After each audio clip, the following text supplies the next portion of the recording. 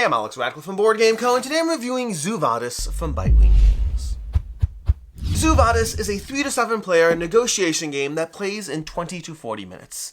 The core idea of the game is you are trying to gather points while also not being eliminated. The way you're going to gather points is by having your specific animals move from one location across a specific point token, and that will give you the points on that token. They'll also give you, sometimes they'll give you abilities like moving the zookeeper, getting abilities back, things like that, but the core idea is move your animals across a token to get those points, which seems pretty easy. Why aren't you always doing that? Because you have to ask permission. Zoo Vadis is a game entirely about asking permission. That's the entire premise of the game. You see, on your turn, you do one of two things. That's all you're doing. One of two things until the game ends. You are either taking one of your animals and placing them out onto a new space, or you are moving one of your animals from a space to another space with the permission of the majority of other players there. That might be a little bit much, so let's go ahead and walk you through how this might play out. I'm set up over here for a full 7-player game, and I'll just walk you through a few basic turns before covering the rest of the details. So let's go ahead and start off over here. We're going to take an animal, we're going to place it down. Next player's take an animal as well, they'll go ahead and lock in over there. Next player will go ahead and place over here. Someone else will try to get this one spot. This is a very key spot. Doesn't give you a lot of points, but it does give you a lot of access up there. We're going to come around and continue this and have another player go ahead. Oh, I took the wrong one over there. We're going to take this one, put it over here. Then we're going to take that guy and pop it over there into that majority area. This guy over here is going to pop into this area, which is currently unclaimed. And this one over here is going to pop over here. Right now it's back to this person, and this is where, again, remember, you can either place a person at the beginning of this track, moving your way up to the top, or you can ask permission to move, which is where right now the hyenas over here are going to ask permission from the flamingos to move. The problem is they need permission, because whenever you're in a spot, you need the majority of the people in that spot to agree to let you go. So in this case, because we have 3 spots, we have these neutral peacocks over here, and then we have this flamingo player, and myself, I am 1 out of 3, or the hyenas are 1 out of 3. But that means I need to get permission either from these peacocks over here or from the other player in order to move. Peacocks are a neutral player. They can be bribed. You can go ahead and bribe them using a 2 coin cost or higher, which means those points you were earning, if you pay them back 2 points, they'll let you go. So right now, if I had a 2 coin, I can bribe that peacock and ignore the flamingo player. Although it's not really in my best interest to do so, even if I have that 2 coin, because this game is very much about building up alliances. You want to very quickly start building favors with other players. Owing a favor is almost as good as getting a favor in this game, at least until you get closer to the end of it. So right now, I turn to the flamingo player and I'm saying, hey, can you let me go? And this comes down to them, how they want to react. Maybe they'll ask me for a coin, which is a point, exchange a point, and I'll let them go, or they'll let me go. Alternatively, they might just say, hey, sure, I'll let you go, but remember the favor, which tends to happen a lot, at least in the early games, until a clear winner starts to rise from the competitors. So right now, they say, you know what, we'll let you go. Just go ahead and go, I'll let you go. You move up here, but remember that when I move up there, because I'm going to want to go ahead and move, and at some point, I'm going to need your help. It continues around over here. This player will come back over here, which right now puts them up a little better for majority because they're 2 out of the current 5. That's helpful. This player, seeing that empty spot and seeing how helpful Flamingo has been, will jump in over here. And then we'll have this tiger over here jump in again over here. And then back to over here, we'll have this guy, and they'll pop in over here. This person will pop in over here. And the Flamingo right about now wants to go. The problem is the Flamingo over here would need a majority of their consent, which would be pretty hard to do so. Oh, I should have noted. This person would have taken this token, and it would have been replaced by one from inside the bag. So you are slowly replacing tokens as you move past things. So right now it comes to Flamingo. Flamingo turns to Rhino and says, hey Rhino, I'd love to move up. The problem is Rhino is not quite so nice. Rhino says, yes, I will let you move up, but I specifically want the use of your power. When we can talk about the details, but I want the use of your power. We haven't talked about powers yet, but if you give me the use of your power, I'll let you move up. Flamingo says, sure. Flamingo moves up, and alliances are starting to form. This is the core idea of what you're doing. Oh, and Flamingo takes this over here, and then they go ahead and replace it with another token. This is the general idea of the game. You are asking permission from other players to move. The reason you want to move is because crossing pathways ultimately gives you points. That's one reason. The second reason is in order to actually be eligible for winning, you have to get at least one of your animal tokens into this exhibit over here. As long as you have one token here, you are eligible for winning. If you don't have a token here, you can't win no matter how many points you have, right? Knizia tends to like this kind of situation in his games, a absolute loser if you didn't fulfill at least one criteria. So you are trying to make your way up because moving up gives you points. Moving up also often gives you a little bit more control over areas that are empty of other players, because if no one else had moved up here before we got back to Hyena's turn, Hyena could have simply moved up asking for consent from himself. One is a majority of one, so if players don't set up towards blocking others, you can very quickly find yourself with one player rushing towards the top, getting everything they want along the way. So again, you're trying to move up in order to get points. You also want to have at least one person at the top exhibit, possibly more, because frankly more means you are probably booting somebody else from being able to win, which puts a lot of pressure on the other players to make deals that they may not want to make. Along the way, you are trading for favors, keeping in mind that anything you do in the moment is a guaranteed exchange. So if I say I'll trade you 2 points to move up, then I have to give you those 2 points. There's no take backsies. But anything that involves a future trade is very much up for you to decide whether you want to honor that, recognizing the consequences both in the current game, in future games of Zoo Vadis, in your game group in general. You gotta have to know the meta as far as when and how often you mess people over on those reneged promises. That is the basic premise. There's a few other things to get into, what the various symbols do as far as when you're moving things around. The peacocks and the moving of the peacocks, you're gonna have these zookeeper over here. The zookeeper token lets you move through something, even like right now, for example, I can go ahead and move through the zookeeper token, but I don't actually get anything for it. There's a few things you can do on your turn. You can basically go ahead and move the zookeeper to a new spot. You can place your person out onto exhibit. You can go ahead and move the peacock to a new area, getting a coin, or you can move your own person with permission. So there's always something you can do. The question is whether that thing is working towards your goals. That's basically how you play Zoo Vadis. Before we dive into the review, I'll just give you a general note on some of these abilities, because we have 2 ability tokens that can be exchanged as part of your negotiation. I'm not going to go through all 7, but just to give an example, these flamingos over here, they allow you to move into a full exhibit. So for example, right now, when this player is trying to move up, right now let's pretend this is the situation over here, and we have this person who has full control wanting to move up into that exhibit, but right now they can't do so. They can go ahead and turn to the flamingo player and say, hey, this is a full exhibit, I'd like to move up anyway, can I use your power in order to move up? And again, usual bartering of either points or favors or future favors will ensue, but you may be able to move up to a full exhibit. It's also worth noting, players cannot use their own powers. You can only give away your powers. You can only exchange your powers for negotiation, future favors, all of that, which means the power you come into the game with is not yours. Then we have the hyenas over here. Their ability is they can allow you to move the zookeeper and still take another action in the same turn, which again gives you a lot of flexibility. If you're stuck in an area with a lot of people who are not letting you move and no one seems inclined to make that deal, you can negotiate with the hyenas, hey hyenas, let me move the zookeeper here, and then immediately you can also move straight through it. Well, you'd actually need the peacock and the flamingo in that one as well, but you can utilize shared powers to go ahead and get further forward to hopefully not eliminate yourself from winning, while also gathering as many points along the way.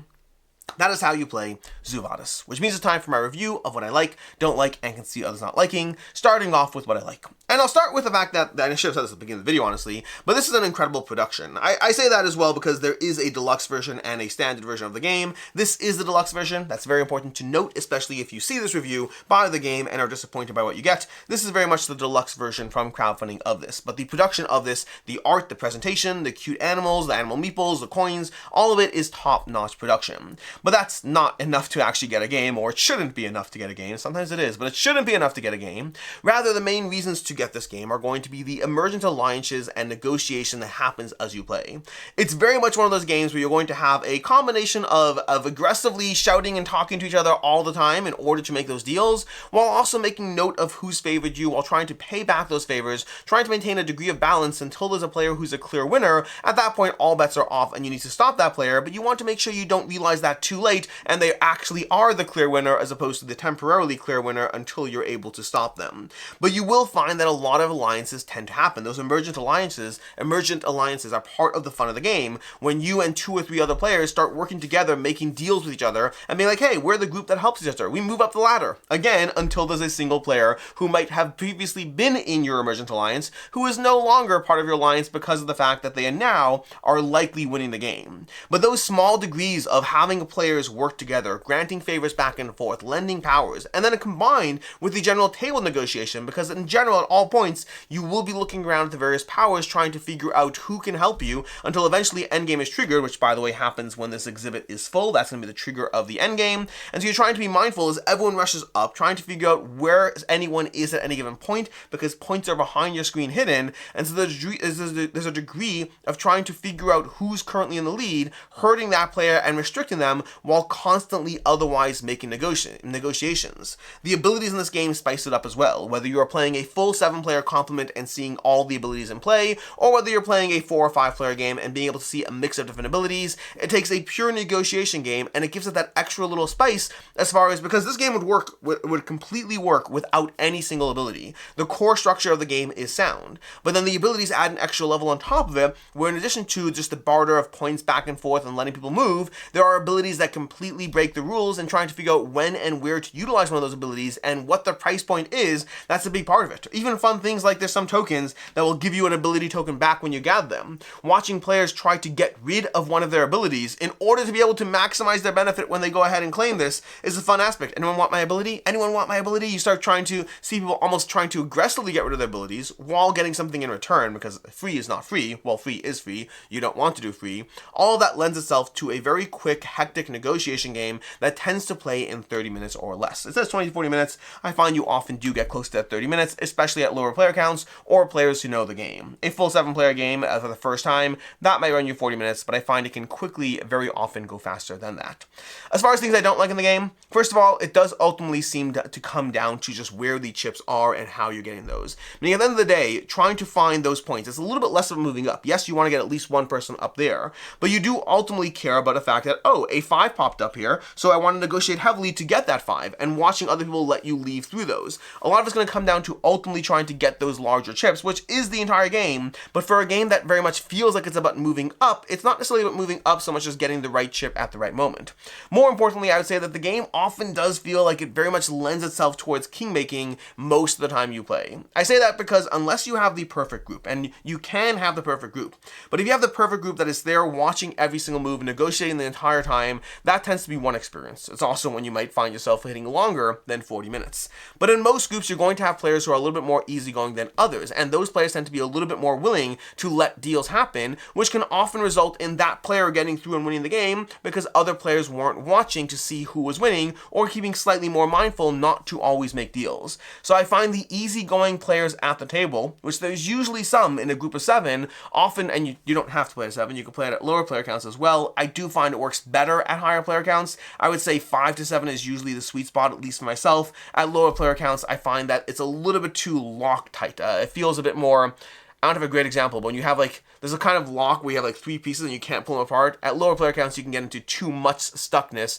Higher player counts allows the lubrication of more people, allows for more negotiation, but it also allows for that downside of some players who are more adding that lubrication. The players who are making it so the negotiations are flowing more freely often are also determining who can win the game. It does often feel like the people who let others go through can determine the degree of king-making in the game. And then lastly, I'll say that it does feel like going earlier in turn order is a big deal. At the end of the day, especially in a 7-player game, that player is going last, has the least control every single time they've placed. They're doing so with the least degree of being able to control the board. And I do find that seems to be, at least in our plays, there seems to be more of a likelihood of winning the earlier you are in turn order. And I don't know the stats on that. This is my own perceptual opinion of the experiences I've had. As far as I can see others not liking, first of all, alliances develop, but so can frustration, so can shouting. This is a negotiation game. If you don't like the hecticness that a negotiation game can bring to the table, this game ultimately comes down to negotiating the entire time. Everything else is just flavoring to make the negotiation work, but it's all about that, and that means that if you don't like that vibe, if you find that too high pressure, too stressful, this just might not be a game for you. I'll also say that there is player elimination. Not during the game, not player elimination where you are playing the game and someone else is eliminated, but rather someone who didn't make their way up to the top isn't eligible for winning, regardless of what your score score is, if you don't make your way here, you will be eliminated. And that also forces, because as much as you might not like player elimination, you also might not like the fact that there are times where you are incentivized to lock someone out if you're playing it optimally, and so now you have to choose between playing it optimally and being the bad guy or letting someone else go through. And again, that might not be a good vibe for someone who's not playing this game with the intended spirit. The good news is this game does play in 30 minutes or less, so you aren't screwing somebody out of a very long gaming experience, but nonetheless, there are people who like that, people who don't like that, and people who don't like being cut out of winning at all. And then lastly, I kind of touched upon this in my own personal dislike, but it does kind of feel like the talkers at the table win the most, which is something I like. I tend to be a talker, but I'd say that if you're watching a game of Zoo Vadis, very quickly, the people who are quick to make deals, you turn to somebody else, you quick, okay, yeah, let me through it, oh no, you jump to the next person, a lot of talking, a lot of jumping to other players, and being quick to jump for any deal rather than working so much on the best deal or optimizing. I find that the quick movers tend to have an edge over slightly more passive players in Zoo Vadis. And again, they tend to take advantage of those who are letting those deals happen as well.